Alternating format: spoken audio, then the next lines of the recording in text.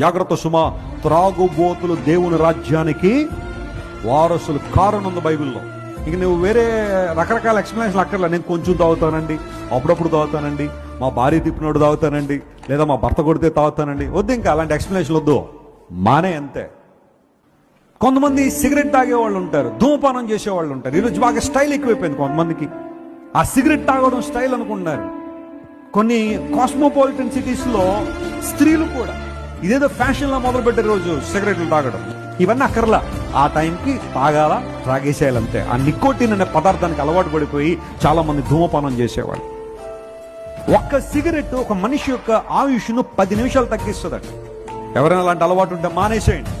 నేను కేవలం అది గురించే కాదు, కొంతమంది ఫాస్ట్ ఫుడ్లకు అలవాటు పడిన వాళ్ళు ఉంటారు, అవి కూడా ఆరోగ్యాన్ని పాడు చేస్తాయి. ఒక ధూమపానం ఎలాంటిదో ఫాస్ట్ ఫుడ్లు కూడా అలాంటి. సాయంకాలం అయిపోయేసరికి ఆ పానీపూరి పడిపోవాలంతే, టమాటా బజ్జీలు, ఆ తర్వాత చాలా స్పైసీగా ఉండే ఆ కారంతో ఉండే ఆ పదార్థాలు, నూడిల్స్, బిర్యానీలు, ఏదో ఎప్పుడో ఒకసారి వారానికి ఒకసారో 10 రోజులకు ఒకసారో తినడం తప్పని నేను అంటలేదు, కానీ రోజే లేనిపోయిన రోగాలను తెచ్చిపెట్టుకోకండి అనవసరం. నీ దేహాన్ని చెరుపు చేయదాన్ని తొలగించుకోమన్నాడు బైబిల్లో. ఆ మాటలోనే చాలా వచ్చేస్తాయి. నీకు మరి ప్రతిదీ స్పెసిఫిక్గా రాయాల్సిన అవసరం. ఒక పొడి తినచ్చా లేదా, ముక్కు పొడి పీల్చచ్చా లేదా, ఎన్ని అక్కర్లా నీకు. ఇంకా